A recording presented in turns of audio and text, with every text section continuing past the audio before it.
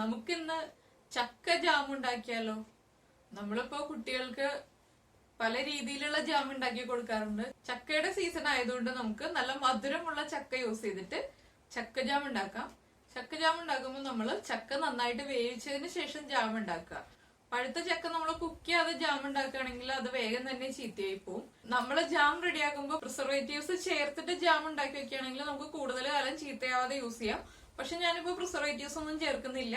നമ്മുടെ ചക്കയും പഞ്ചസാരയും കുറച്ച് നെയ്യ് ചേർക്കുന്നുണ്ടാവും ചക്ക ഒന്ന് വരട്ടിയെടുക്കാൻ വേണ്ടിയിട്ട്. ഇത് മൂന്നും മാത്രമേ നമ്മൾ യൂസ് ചെയ്യുന്നുള്ളൂ. പക്ഷെ ഈ ജാം ഉണ്ടാക്കിയിട്ട് നന്നായിട്ട് ചൂട് മാറിയ ശേഷം നമ്മൾ ഒരു എയർ ടൈറ്റ് ആയിട്ടുള്ള ജാറിൽ അടച്ചിട്ട് ഫ്രിഡ്ജിൽ സൂക്ഷിക്കുക. ഇല്ലാന്നുണ്ടെങ്കിൽ നമ്മൾ പ്രിസർവേറ്റീവ്സ് ചേർത്തിട്ടുണ്ടെങ്കിൽ നമ്മൾ ഫ്രിഡ്ജിൽ വെക്കേണ്ട ആവശ്യമില്ല. പ്രിസർവേറ്റീവ്സ് ചേർക്കാത്തത് കൊണ്ട് നമ്മൾ ഫ്രിഡ്ജിൽ സൂക്ഷിച്ചു വെക്കാം. ഇല്ലാന്നുണ്ടെങ്കിൽ വേഗം തന്നെ ചീത്തയായി പോവും. അപ്പോ ചക്ക ജാം ഉണ്ടാക്കിയതിനു ശേഷം വേഗം ചീത്തയായി പോയി എന്ന് ആരും പരാതി പറയാതിരിക്കാൻ വേണ്ടിയിട്ടാണ് പറഞ്ഞത്. അതുപോലെ തന്നെ നമ്മുടെ ജാമിന് കുറച്ച് പുളി ആവശ്യമുണ്ട്. ചെറിയ പുളി ടേസ്റ്റ് ഇഷ്ടപ്പെടുന്ന ആളുകളാണെങ്കിൽ നമുക്ക് കുറച്ച് സിട്രിക് ആസിഡ് ചേർക്കാം. ഞാനിപ്പോ ഇതൊന്നും ചേർക്കുന്നില്ല. അപ്പൊ നമുക്ക് എങ്ങനെയാണ് വളരെ ഈസി ആയിട്ട് ഈ ചക്ക അവൈലബിൾ ആയിട്ടുള്ള സമയത്ത് ചക്ക ജാം ഉണ്ടാക്കുന്നതെന്ന് നോക്കാം. നമുക്ക് ചക്ക ജാം ഉണ്ടാക്കാൻ ആവശ്യമായിട്ടുള്ള ഇൻഗ്രീഡിയൻസ് നോക്കാം.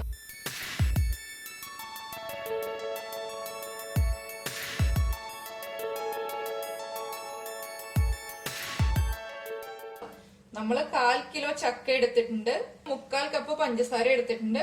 പിന്നെ നമുക്ക് ചക്ക വേവിക്കാൻ വേണ്ടിയിട്ട് കുറച്ച് വെള്ളം വേണം. വരട്ടിയെടുക്കാൻ ആവശ്യമായിട്ടുള്ള നെയ്യ് എടുക്കുക.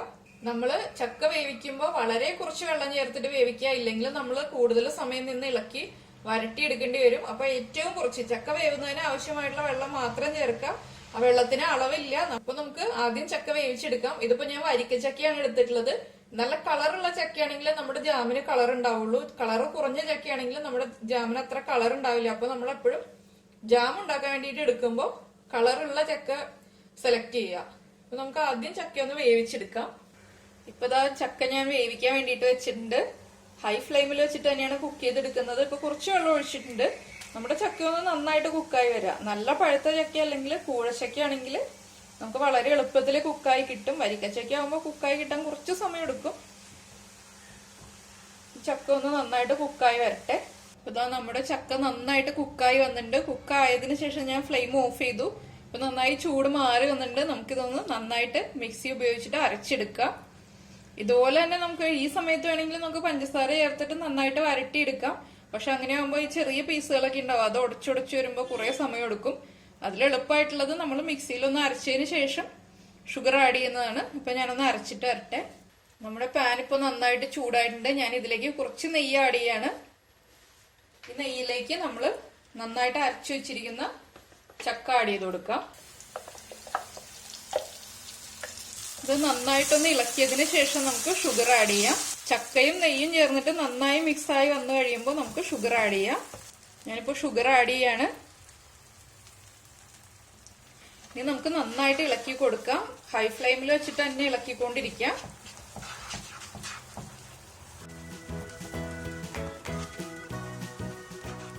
വേഗം തന്നെ റെഡി ആവും കേട്ടോ. ചക്ക ജാം എന്ന് പറഞ്ഞാൽ അധികം സമയമൊന്നും എടുക്കില്ല. എന്താന്ന് വെച്ചിട്ടുണ്ടെങ്കിൽ നമ്മള് ചക്ക നന്നായിട്ട് കുക്ക് ചെയ്തെടുത്തതാണ്. അതുകൊണ്ട് തന്നെ വേഗം ജാമിന്റെ ഒരു കൺസിസ്റ്റൻസിയിലേക്ക് എത്തും.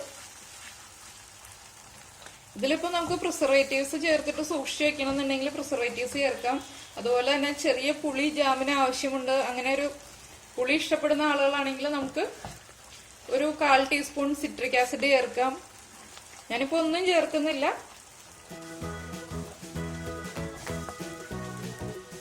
ഫ്ലെയിം കുറയ്ക്കാണ്.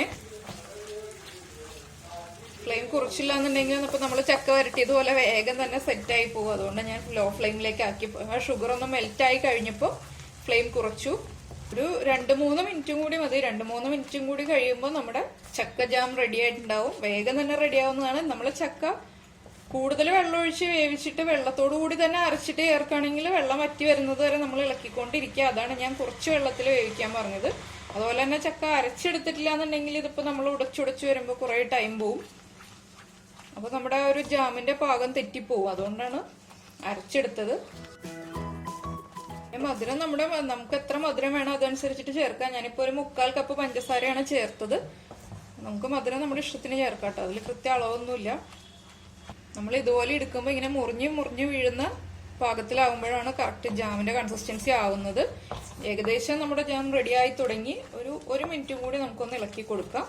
നമുക്കിപ്പോ ഷുഗറിന് പകരം ശർക്കര ചേർത്തിട്ടും ജാം ഉണ്ടാക്കാം. പക്ഷെ ശർക്കര ചേർത്തിട്ട് ജാം ഉണ്ടാക്കുമ്പോൾ വെള്ളത്തിന്റെ അളവിൽ വ്യത്യാസം വരും. അപ്പൊ നമുക്കത് ബുദ്ധിമുട്ടാവും.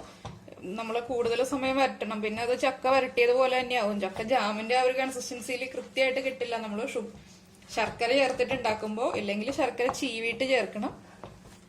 അപ്പൊ ഇതാ നമ്മുടെ ജാം ആയിട്ടുണ്ട്.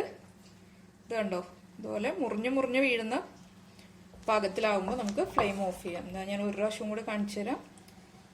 പിന്നെ വിട്ട് വിട്ട് വീഴണം. ഇതുപോലെ എടുത്തിട്ട് ഇങ്ങനെ താഴേക്ക് ആക്കി നോക്കുമ്പോൾ ഇതുപോലെ മുറിഞ്ഞു മുറിഞ്ഞു വീഴുന്ന രീതിയിലാവുമ്പോഴാണ് നമ്മുടെ ജാമിന്റെ കൺസിസ്റ്റൻസി കറക്റ്റ് ആവുന്നത്. കണ്ടോ, ഇനിയിപ്പോ നമുക്ക് ഫ്ലെയിം ഓഫ് ചെയ്യാം. അതിനുശേഷം തണുത്തതിന് ശേഷം നമുക്ക് സെർവ് ചെയ്യാം. ഇപ്പൊ ഇതാ നമ്മുടെ ചക്ക ജാം റെഡി ആയിട്ടുണ്ട്. വളരെ എളുപ്പത്തിൽ തന്നെ ഉണ്ടാക്കിയില്ലേ, അധികം സമയം എടുക്കില്ല ചക്ക ജാം ഉണ്ടാക്കാൻ വേണ്ടിയിട്ട്. അതുപോലെ തന്നെ നല്ല ടേസ്റ്റുമാണ് കഴിക്കാൻ. നല്ല കറക്റ്റ് മധുരമുണ്ട്. ചക്കയുടെ മധുരം അനുസരിച്ചിട്ട് നമ്മൾ ഷുഗറിന്റെ അളവ് അഡ്ജസ്റ്റ് ചെയ്യുക. അത് മാത്രം നമ്മളൊന്ന് ശ്രദ്ധിച്ചാൽ മതി. ഇപ്പൊ നമുക്ക് ബ്രെഡിന്റെ കൂടെ ചേർത്തിട്ട് കഴിക്കാം, ചപ്പാത്തിയുടെ കൂടെ ചേർത്തിട്ട് കഴിക്കാം. പിന്നെ എന്താണെന്ന് വെച്ചാൽ നമ്മൾ പ്രിസർവേറ്റീവ്സ് ഒന്നും ചേർക്കാത്തത് കൊണ്ട് നമ്മൾ ഫ്രിഡ്ജിലെടുത്ത് സൂക്ഷിക്കുക. ഇല്ലാന്ന് വെച്ചിട്ടുണ്ടെങ്കിൽ വേഗം തന്നെ ചീത്തയായി പോവും. പ്രിസർവേറ്റീവ്സ് ചേർത്തിട്ടാണെങ്കിൽ നമുക്ക് പുറത്തു വയ്ക്കാം, കുഴപ്പമൊന്നുമില്ല. അപ്പൊ എല്ലാവരും നമുക്കിപ്പോ ചക്ക സീസൺ ആണ്. അപ്പൊ ചക്കയൊക്കെ അവൈലബിൾ ആണ് എല്ലായിടത്തും. അപ്പോ നല്ല പഴുത്ത ചക്ക കിട്ടി കഴിയുമ്പോൾ ചക്ക ജാം ഉണ്ടാക്കുക. അതിനുശേഷം കുട്ടികൾക്കും എല്ലാവർക്കും ബ്രെഡിന്റെയും ചപ്പാത്തിയുടെയും എല്ലാം കൂടെ ചേർത്ത് കൊടുക്കുക. നമുക്ക് അടുത്ത ഡിഷുമായിട്ട് അടുത്ത ദിവസം കാണാം. ബൈ.